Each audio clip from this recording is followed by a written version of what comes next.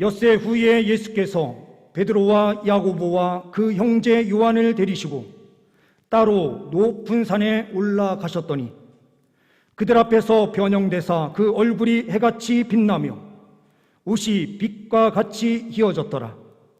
그때에 모세와 엘리야가 예수와 더불어 말하는 것이 그들에게 보이거늘 베드로가 예수께 여쭈어 이르되 주여, 우리가 여기 있는 것이 좋사오니 만일 주께서 원하시면 내가 여기에 초막 셋을 짓되 하나는 주님을 위하여, 하나는 모세를 위하여, 하나는 엘리야를 위하여 하리이다. 말할 때에 호련히 빛난 구름이 그들을 덮으며 구름 속에서 소리가 나서 이르되 이는 내 사랑하는 아들이요 내 기뻐하는 자니 너희는 그의 말을 들으라 하시는지라. 제자들이 듣고 엎드려 심히 두려워하니 예수께서 나와 그들에게 손을 대시며 이르시되 일어나라 두려워하지 말라 하시니 제자들이 눈을 들고 보매 오직 예수 외에는 아무도 보이지 아니하더라. 아멘. 우리 옆에 분들과 먼저 인사하는 시간을 갖도록 하겠습니다. 사랑합니다. 한 번 더 인사하겠습니다. 축복합니다.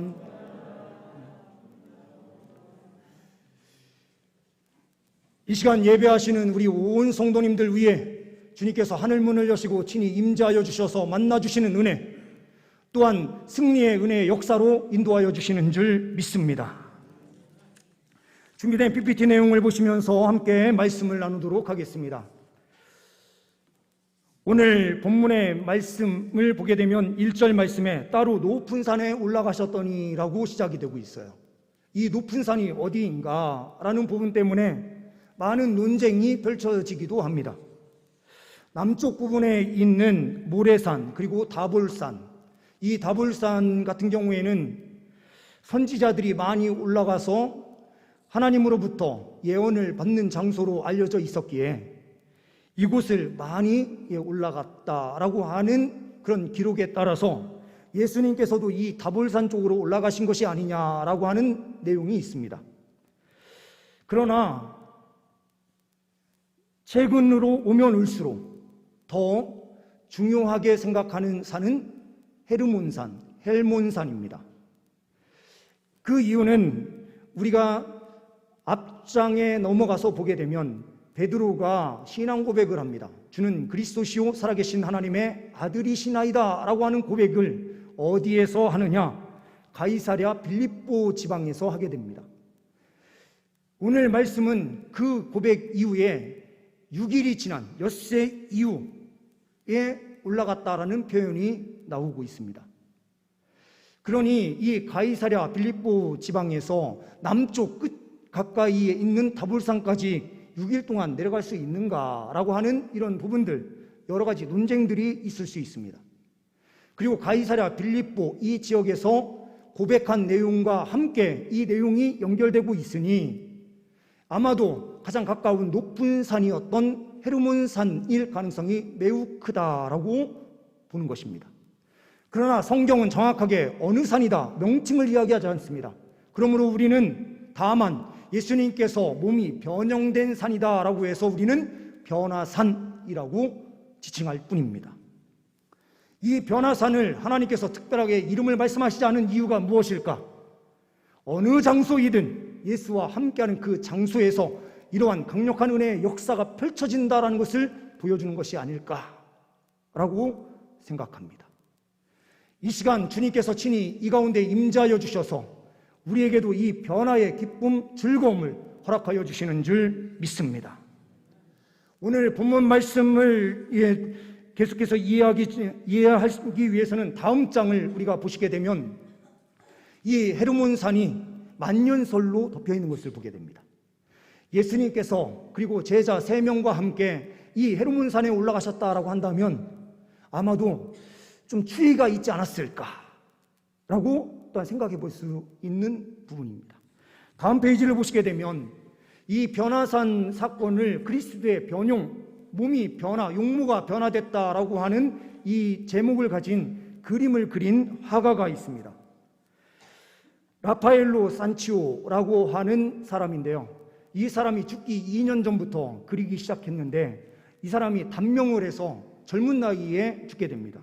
근데 이 사람이 그리다가 도저히 다 그리지 못해서 그 제자였던 줄리오 로마노라고 하는 제자가 이 그림을 완성합니다. 왜 라파엘로 산치오라고 하는 사람이 이 그림을 완성하지 못했을까? 크기도 큰 거는 사실입니다. 가로가 2.7m, 세로가 4m 정도 되니까요. 하지만 그림을 그리기로 작정하면 금방 그릴 수가 있는데 왜 2년 동안 그렸는데도 다 완성하지 못했을까? 아마도 색칠을 해서 이 그림을 완성해야 되는데 예수님의 변형, 그리고 함께하는 모세와 엘리야, 이런 부분들을 그려내기가 힘들었던 것이 아닐까. 그리고 오늘 이 그림은 위에 예수 그리스도의 변형 부분과 밑에 부분은 색으로 극명하게 차이가 납니다. 위에는 밝은 색, 밑에는 어두운 색.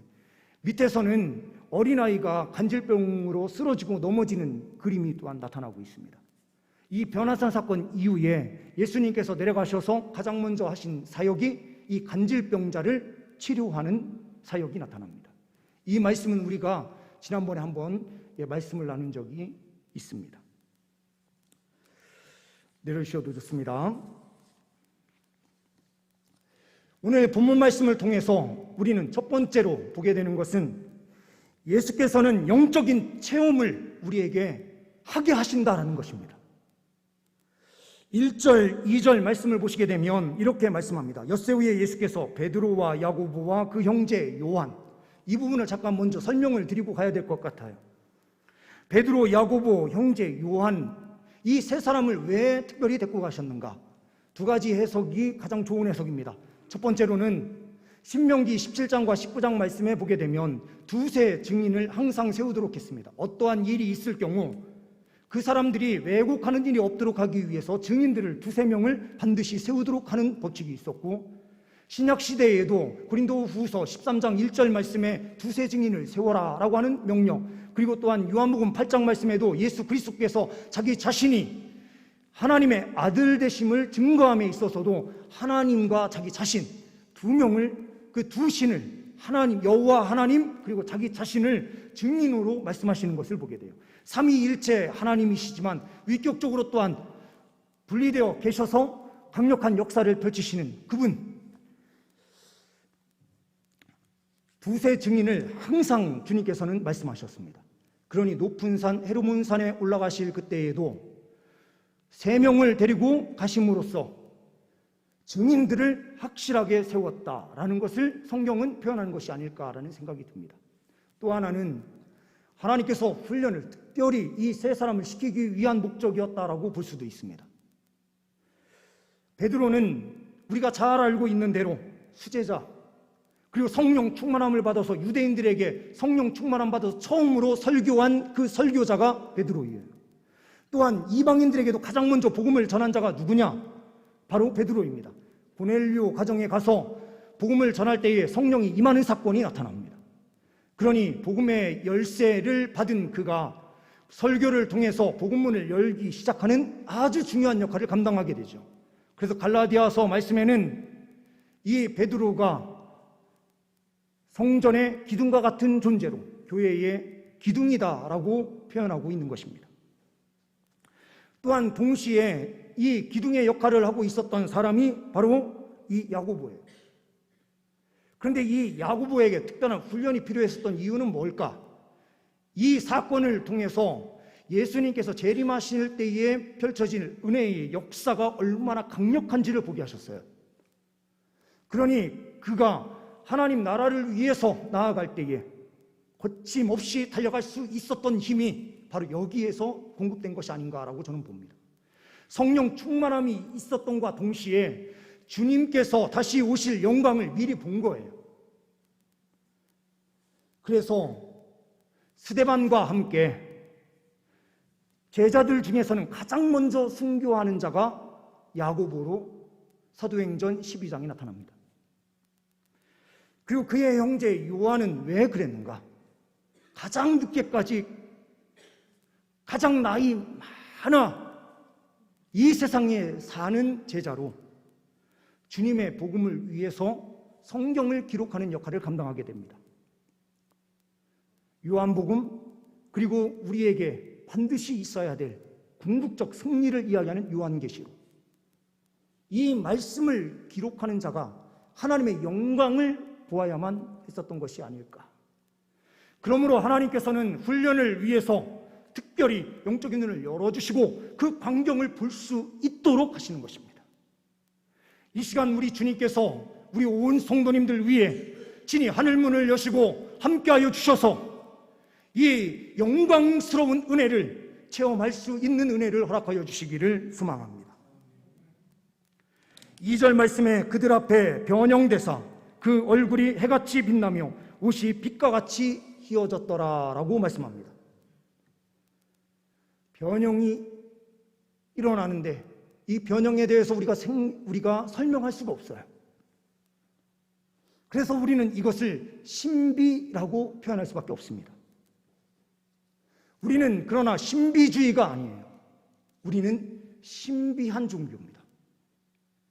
신비라고 하는 것은 하나님의 강력한 은혜의 역사, 이적과 기적이 펼쳐지는 거예요. 하나님을 믿는 백성들에게는 하나님께서 이와 같은 은혜로 함께하여 주시는데, 이 병행구절로 표현하고 있는 누가복음 9장에 누가는 뭐라고 기록하고 있는가? 28절과 29절 말씀을 보게 되면 이렇게 말씀하고 있습니다. 이 말씀을 하신 후 8일쯤 되어 예수께서 베드로와 요한과 야고보를 데리고 기도하시러 산에 올라가사, 기도하시러. 29절 말씀에도 이렇게 다시 한번 강조해요.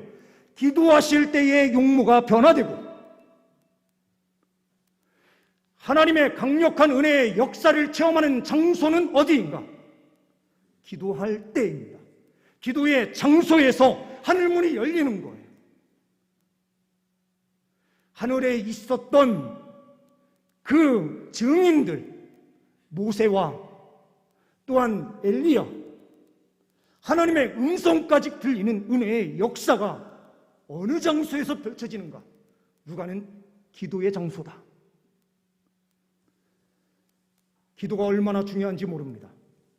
다시 한번 기도를 강조해도 부족함이 없는 것이 기도예요. 기도할 때마다 하나님께서는 하늘문을 여십니다. 하나님 백성들에게 특권을 주시는데 그 특권은 바로 기도하는 특권이에요. 하나님의 자녀로서 하나님 앞에 무릎 꿇고 기도하면 하나님께서는 하늘문을 여십니다. 그리고 그 변형된 영광의 부활체를 우리 가운데 친히 보여주세요. 이 은혜의 역사가 우리 성도님들 가운데 있으시길 소망합니다. 그리고 그 헤르몬은 다른 장소가 아니라 바로 이 장소, 예배하는 이 장소에서 펼쳐지는 거예요. 이 시간 우리와 함께 하시는 예수 그리스도가 보이지 않으면 우리의 이 예배는 헛된 예배입니다. 영광의 주님, 우리의 구원자이신 예수 그리스도를 이 시간 온전히 바라볼 수 있는 귀한 시간 될 수 있기를 소망합니다. 두 번째로 예수님께서는 우리에게 격려를 해 주십니다. 왜 이것이 격려의 말씀이 되는가? 우리가 함께 보도록 하겠습니다. 3절 말씀을 보시게 되면 그때에 모세와 엘리야가 예수와 더불어 말하는 것이 그들에게 보이거늘. 여기에서 또 잠깐 멈추어서 조금 더 설명을 하고 들어가야 돼요. 왜 모세와 엘리야가 특별히 나타났는가?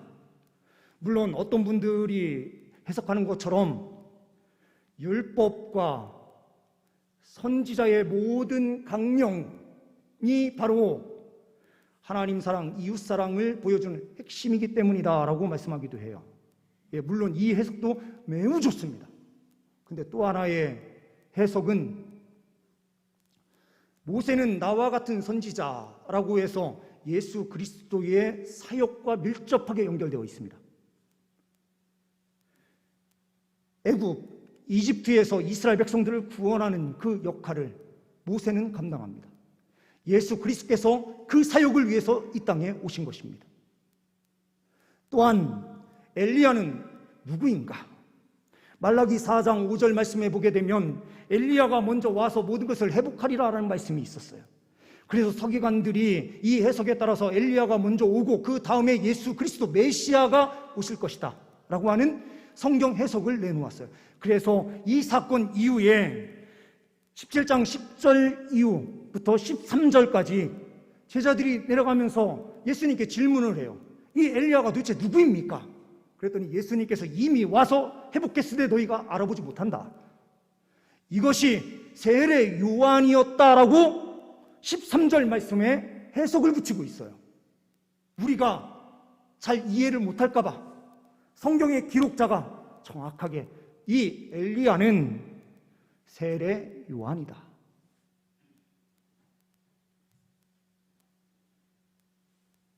이 영광의 자리에서 있었던 사건이 무엇입니까? 4절 말씀을 보시게 되면 베드로가 예수께 여쭈어 이르되 주여 우리가 여기 있는 것이 좋사오니 만일 주께서 원하시면 내가 여기서 초막 셋을 짓되 하나는 주님을 위하여 하나는 모세를 위하여 하나는 엘리야를 위하여 하리이다.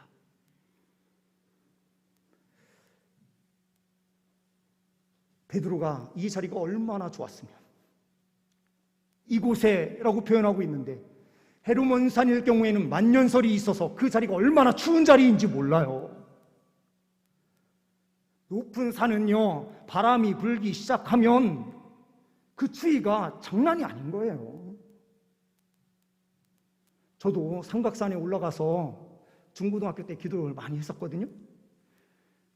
따뜻한 날이라도요 밤이 돼서 그 높은 데를 40분에서 1시간 이상 걸어 올라가서 삼각산 꼭대기에서 앉아가지고 기도 한번 해보십시오. 바람 생생 불고요. 아주 장난 아니에요. 그런데 이 추위를 잊을 만큼 강력한 성령의 역사가 그 자리에서 함께 했던 거죠. 때로는 바람이 부는데도요 기도할 때에 성령의 뜨거움을 주시면은 그 찬바람이 춥게 느껴지지가 않아요. 참 신기한 은혜의 역사를 체험해요. 그 자리가 얼마나 행복했으면 베드로가 주여 여기에 있는 것이 좋사오니 이곳에 초막을 짓고 이곳에 계속 있고 싶습니다 라고 말을 하죠. 이때에 주님께서 빛난 구름 그들을 다 덮으면서 구름 속에서 하나님께서 이렇게 말씀하십니다. 내 사랑하는 아들이요 내 기뻐하는 자니 너희는 그의 말을 들으라.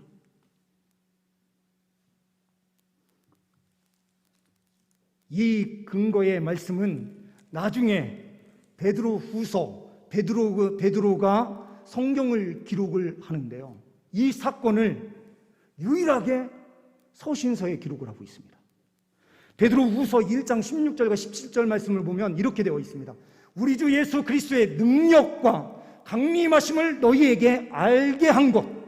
이 사건이 언제 일어날 사건을 보여준 것이냐? 바로 예수님의 재림 시기에 예수의 영광을 보여준 것이다. 우리는 그의 크신 위엄을 친히 보았다. 그 자리에서 하나님의 크신 위엄을 직접 눈으로 목격한 거예요.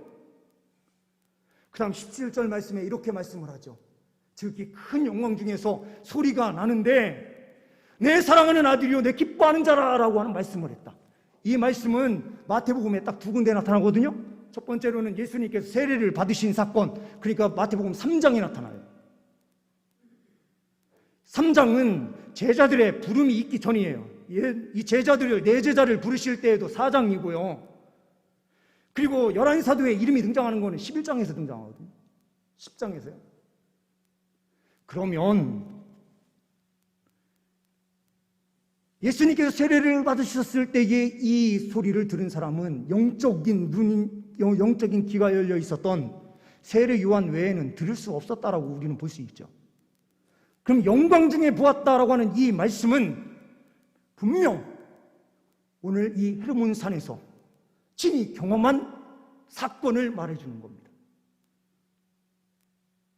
이것이 우리에게 왜 격려가 됩니까? 우리는 이 세상을 살아갈 때 너무나 힘들고 어려운데 마지막 날에 있을 영광이 얼마나 찬란한 영광인지 베드로는 눈으로 목격한 거예요. 예수님께서 그 가운데서 친히 대화를 나누실 때에 누가복음은 그 자리에서 어떠한 이야기를 주고받았는지를 설명해요. 아주 간결하게요. 누가복음 9장에서는 이렇게 설명을 하고 있어요. 예루살렘에서 별세하실 것에 대하여 이야기했다. 별세 신학이 거기서 나오기 시작한 거거든요. 영광의 자리에서 예수께서 생각하신 것은 무엇이냐? 하나님의 사명을 잃지 않는 것을 생각하셨어요. 우리에게 격려가 바로 여기에 있는 거예요. 예수님께서 그 자리에서 계속 계셨으면 우리에게는 소망이 없어요. 베드로가요, 이 자리에 하나는 주님을 위해서, 하나는 모세를 위해서, 하나는 엘리야를 위해서 초막을 짓고 여기 있는 것이 좋사오니 했으면, 예수님께서 그 자리에서 내려오시지 않았으면 우리에게는 소망이 없어요. 하나님의 아들이신 그분이 우리를 위하여 십자가에 못 박혀 죽으시기 위하여 그 자리를 마다하고 내려오셨다는 겁니다. 그래서 우리는 세 번째로 보게 되는 것이 예수께서는 말씀대로 살기를 우리에게 요구하신다라는 사실을 보게 돼요. 6절 이후에 제자들이 듣고 엎드려 심히 두려워하니 예수께서 나와 그들에게 손을 대시며 이르되 일어나라, 두려워하지 말라. 제자들이 눈을 들고 보매 오직 예수 외에는 아무것도 보이지 아니하였다. 성경의 기록은요, 모세와 엘리야의 초점이 없어요. 이들은 예수를 증언하는 증언자들일 뿐이에요. 핵심은 예수예요. 그런데 베드로는 어떻게 하고 있습니까? 주님을 위해서, 엘리야, 모세를 위해서 똑같이 취급하는 것처럼 이야기해요. 우리가 잘못하면 이러한 오류에 빠지는 거예요. 영적인 신비를 체험하면 신비의 심취에 있어요. 저도 하늘산 기도원 가서 성령의 은혜를 받고요, 방언 터지고 그때 막 기도할 때요, 얼마나 좋은지 기도원 바깥으로 나가기 싫더라고요. 여기에서 계속 은혜만 받고 있고 싶은 거예요. 이것이 바로 신비주의예요. 심지 않은 어떠한 신비만 추구하는 것이 신비주의예요. 그런데 우리 예수님은 뭐라고 말씀하시는지 아십니까? 하나님께서 친히 말씀하신 대로 내 사랑하는 자, 내 기뻐하는 자니 그의 말을 들으라. 하나님의 말씀을 듣고 지키는 삶이 뭐냐? 예수께서 그 자리를 내려놓으시고 산 밑으로 내려가신 것처럼. 그래서 9절 말씀에 이렇게 말씀을 하죠. 그들이 산에서 내려올 때에 인자가 죽은 자 가운데서 다시 살아나기 전에는 본 것을 아무에게도 이르지 말라. 왜 그러면 예수 그리스도의 십자가의 죽음과 부활 사건을 보지 않고는 이 사건을 완전하게 이해할 수가 없어요. 신비적 사건에만 초점이 있는 사람은 예수 그리스도의 십자가와 부활의 은혜를 까먹게 돼요. 하나님의 말씀대로 살아야 되는 이 삶을 놓쳐버려요. 우리가요, 예배 드리는 것만 행복하고요, 말씀대로 살아가는 우리의 삶이 너무나 힘들다고 포기해버린다면 그것이 하나님의 영광을 위한 것인가? 예수 외에는 보이지 않았다라고 하는 것은 예수의 사명을 정확하게 보아라. 죽고 다시 살아나는 그 은혜의 역사를 주님께서 친히 펼쳐주시지 않느냐. 예수 외에 다른 것이 보이면 안 된다. 그 자리에 아무리 있고 싶어도 예수님께서 사명의 자리로 내려가셨다면 너희도 내려가야 된다. 지금 그 밑에는 간질병으로 제자들이 치료하지 못하고 있어요. 능력이 나타나지 않아요. 예수에 대한 믿음이 다 사라졌어요. 때로는 귀신도 떨어뜨리고 강력한 역사를 펼치던 제자들의 모습은 온데간데 없어요.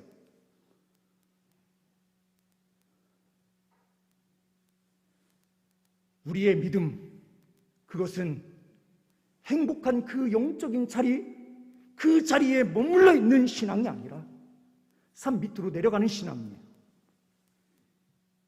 기쁨과 즐거움이 영적으로 있어도 그 영적인 은혜를 가지고 세상으로 나아가서 그 말씀대로 살아내는 것이 하나님 백성들이 살아가야 될 길인 거예요. 2차 세계대전 때에 영국 기선이 중대한 임무를 받고 미국으로 대서양을 넘어서 가야만 되는 일이 있었습니다. 출발을 앞둔 그 선장에게 지시가 떨어졌습니다. 무조건 항로를 따라 앞으로 갈 것. 두 번째는 문제가 생기면 무전으로 연락하여 지시에 따를 것. 세 번째는 절대로 선장 자신의 판단에 따르지 말 것. 항로만 따라서 지시에 따라서 가라는 거예요. 이 기선이 미국으로 향해서 며칠 동안 가고 있는데 갑자기 저 멀리에서 적의 군함이 보이는 거예요. 그래서 이 선장이 무전을 칩니다. 적의 군함이 앞에 보임, 급히 지시바람. 그런데 답변이 바로 왔습니다. 두려워하지 말고 계속 전진할 것. 선장은 두려웠습니다. 어떻게 해야 될지 몰랐어요. 그런데 지시가 떨어졌으니 그대로 갔습니다. 안전하게 미국 그곳에 도착하는 순간 갑자기 뒤에서 잠수함이 탁 떠오르는 거예요. 이 배를 보호하기 위해서 밑에 보이지 않는 곳에 잠수함이 함께 따라가고 있었던 것입니다. 우리의 사명은 하나님 말씀에 따라서 가는 것입니다. 그 자리에서 폭격을 당해서 쓰러지는 한이 있어도 하나님 말씀이 말씀하는 대로 그대로 지켜 행하는 것이 우리의 책임이에요. 그럼 주님께서는 보이지 않는 잠수함을 보내시고 하나님의 보호하심과 인도하심으로 하나님의 백성들을 지키시고 인도해 주십니다. 우리는 예수께서 가신 그 길을 묵묵히 주님의 지시에 따라서 그대로 믿음의 걸음만 걸어가면 되는 거예요. 주님께서는 우리에게 말씀하십니다. 머물러 있는 신앙이 아니라 헤르몬산 밑으로 내려가는 신앙, 세상 속으로 들어가는 신앙생활을 해라. 이것이 건강한 신앙, 성숙한 신앙이다. 교회 안에서만 신앙생활하는 것은 신비주의적인 거예요. 우리에게는 영적 체험이 있지만 이 영적 체험은 말씀을 지켜 행하는 데서 더 강력한 역사가 펼쳐지는 것입니다. 우리 성도님들의 삶에 하나님 말씀대로 사는 은혜, 그 승리의 기쁨이 차고 넘치시기를 소망합니다. 기도하십니다. 주님, 우리의 신앙에 예수 외에 없게 하여 주옵소서. 하나님 말씀만 따르게 하여 주옵소서. 주님 말씀 따르는 심령들 위해 승리의 역사로 함께하여 주옵소서. 우리 주 예수 그리스도의 이름으로 기도하옵나이다. 아멘.